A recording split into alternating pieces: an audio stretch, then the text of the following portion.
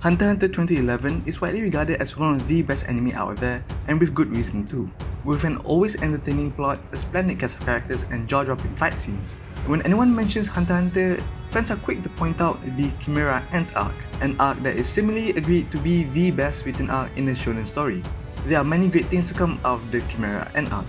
Gon's outburst, Killua being badass, and the unforgettable relationship between Komugi and Meruem. However, I do feel one other arc from the show is better, and that arc is none other than the Yorknew City Arc, or the Phantom Troop arc. In this video, I'd like to make a case for Yorknew City Arc being the best arc of the series. I'll look into several aspects of the Yorknew City Arc that I find very interesting. I'd rather not make a direct comparison between the Chimera Ant arc and the Yorknew City Arc. They're essentially two very distinct arcs with a different vibe to the both altogether. Let's start off with an initial breakdown to the story of the arc and introducing main characters in the arc. Gon and Killua found clues to the whereabouts of one of the worst dads in animated history, Ging, and is simply trying to get enough money to buy the game called Greed Island. Kurapika becomes a bodyguard to acquire intel of his clan's eyeballs. Hisoka is still horny. The Phantom Troop wants to steal. The Mafia wants to hold an auction. That's pretty much all the main players in this arc. What I really like from the setup is that everyone has their own personal goals in this arc and were pretty much minding their own business but ended up clashing anyways, be it early on in the arc or much later. This makes for some very interesting interactions later in the arc. Story-wise, most of the weight falls on Kurapika, with his quest to find the Kota clan's eyeballs and getting his revenge on the Phantom Troop. He becomes a bodyguard to a powerful family in order to find clues for his journey. These very heavy themes are nicely countered by Gon's simple desire to see his father, which requires him to get money. Although initially focused on Kurapika, the arc slowly turns towards the troop as they take center stage as the main instigators and the characters with the most to lose. What makes this arc especially great is how it always becomes more and more intense as the show progresses, and this is my first reason as to why this arc is superior.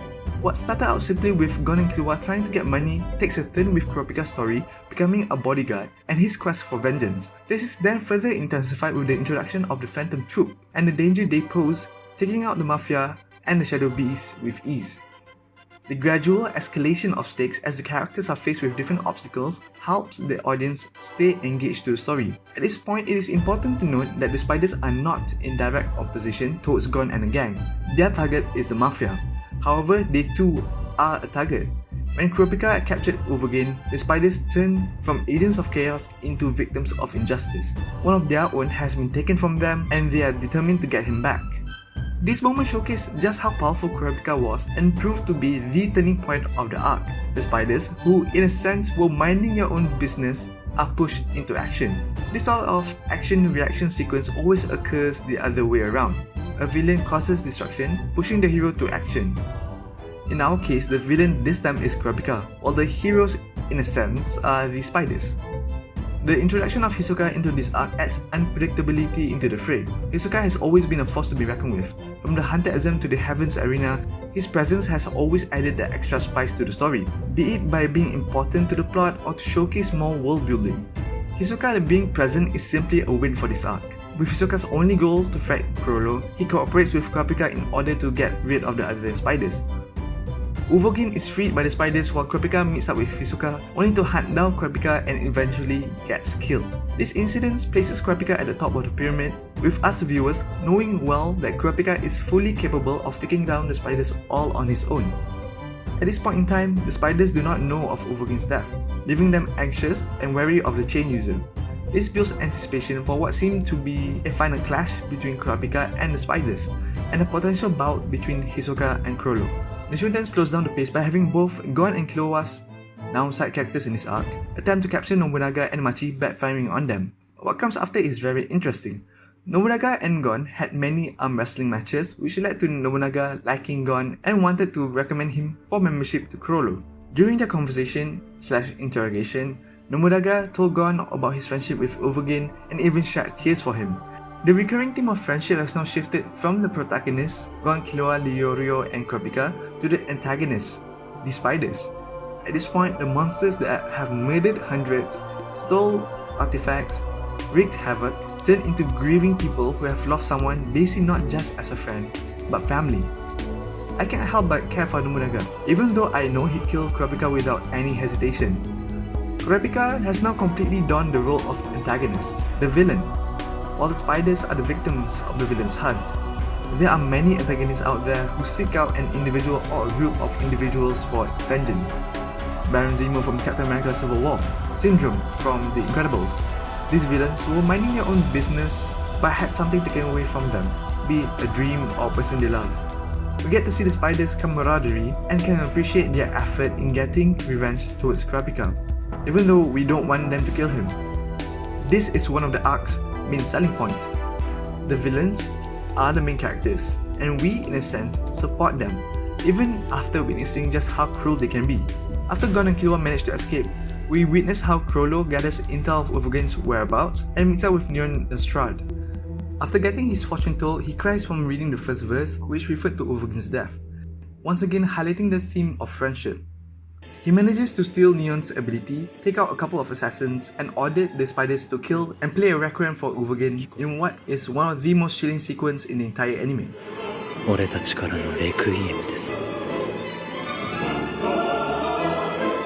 The spiders displaying their strength, killing every mafia they meet, and simply wreaking havoc is a sight to behold. Notice how it is only Krollo doing the investigating. He realizes the threat the chain user poses and decides to investigate on his own, keeping the other members safe. If that's not a good boss, I don't know what is. With action at an all-time high, we are introduced to Zeno and Silva Zoldic's powers as they take on Krollo, being hired by the Mafia. However, unbeknownst to them, Krollo had already hired other Zoldyck members to kill the Tendons, the bosses of the Mafia. With that, Zeno and Silva spare Krollo. With the Mafia tricked into thinking the Tendons are still alive thanks to Cortopi's Nen ability, the spiders take the real items and sell their copies in the rescheduled underground auction. This brings about a very neat trick repeatedly used in this arc: the subversion of an anticipated high-octane battle via relatively peaceful means. The Zoldicks left Krollo after their clients were killed. Earlier, Nobunaga was tricked into thinking that Gon and Killua would face him when they just ran away. Wolverine wasn't killed with a large-scale attack, he was taken out via one small chain. This repeated de-escalation of action helps us crave for more and keeps us on our toes as to how the story will proceed forward now that something we expected to happen didn't occur, which brings about one of the arc's strongest points. The story proceeded with an argument between Nobunaga and Krollo regarding the latter's decision to leave Yorknew City instead of finding the chain user. Krollo then foretells the fortunes of the members of the troop, and all of them came to the same conclusion: more members will die. Hisoka informs Kurapika of the Tendons' deaths and tricked the troop into staying in Yorknew City by using texture surprise to falsify his fortune. Hisoka once again shines as an unpredictable character whose only goal is to fight Krollo alone. Krollo manages to guess that the chain user is one of Neon's bodyguards and knows of his whereabouts. The troop pursues Kurapika, but instead captures Gon and Killua, who are helping Kurapika take down the spiders. At this point in time, Pakunoda, Cortopi, and Nobunaga know now of Kurapika's identity. The troop gathers at Hotel Betekel to interrogate Gon and Killua of Kurapika's whereabouts. Nobunaga once again asks Gon and Killua to be his friends, as Gon reminds him of Uvo's sassiness. The following event is what I'd say is the pinnacle moment of the arc. With Krollo captured by Kurapika, the spiders once again have their backs against the wall and have to follow Kurapika's terms. All the effort the spiders have gone through, especially Krollo, is all for naught with Krollo's capture and Kurapika's threat. This chain of events seemed to lead to a final showdown between Kurapika and the spiders. However, Kurapika's journey for vengeance was cut short with the exchange of hostages and the complete incapacitation of Krollo. We are once again witnessing a subversion of expectation. We expect Kurapika to face the spiders and manage to get back the eyes, but instead strengthen his resolve to save his friends first and foremost. The theme of friendship shines once again, with Kurapika's decision literally putting him into a hospital bed. Hisoka's battle with Krollo was also cut short due to the latter's inability to use Nen. The conclusion of the arc witnesses Pakunoda's death after she used memory bomb on the spiders, being killed by Kurapika's judgment chain. In the end, we receive an ending that leaves both sides with losses. Kurapika was unable to get his clan's eyes, and the spiders lost 2 of their members. Of course, this only sets up to an exciting trip to Grid Island, where we get to see the spiders once again find a way to get rid of Kurapika's judgment chain on Krollo. The arc is great in many ways: exciting fights, interesting Nen abilities, incredible pacing. What makes this arc truly shine are the spiders, turning from your everyday robbers to a band of friends seeking justice. Each member of the spiders have their own memorable personality, and we are able to love them in a sense. Rebecca acting as the main protagonist in an antagonist role really helped out carry the weight of the arc, while the duo Gon and Killua story melded well with the main plot of the story. Thank you all for watching. I haven't been posting as often as I like, but that's mostly due to a lack of motivation. I'll work harder to churn out more quality content, so do look forward to it. If you enjoyed this video, do leave a like, and if you have any thoughts, leave it in the comments down below. Thank you again and stay safe.